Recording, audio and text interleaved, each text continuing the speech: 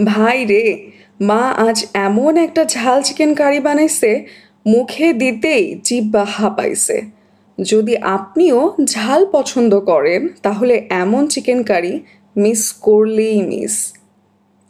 এই ছোট আলুগুলো ইনোসেন্ট মনে হলেও এক একটা বোমা। ঝোল পুরা টেনে নিয়ে এমন একটা টেস্ট বানিয়েছে, মুখে দিলেই জাস্ট বিস্ফোরণ।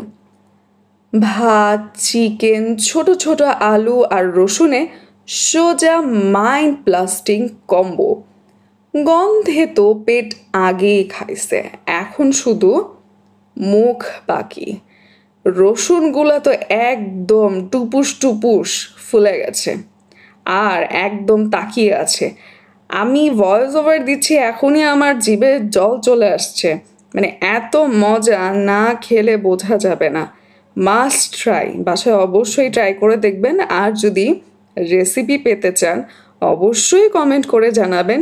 ইনশাল্লাহ আপনাদের সাথে আমার এই মায়ের রেসিপিটি শেয়ার করব। আশা করি আপনাদের সবার ভালো লাগবে। রান্নাটা ঝাল ঠিকই, কিন্তু সেই মজা।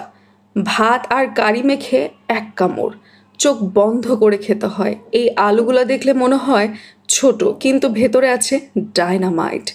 এক কামড়ে মশলার বোমা ফোটে মুখে।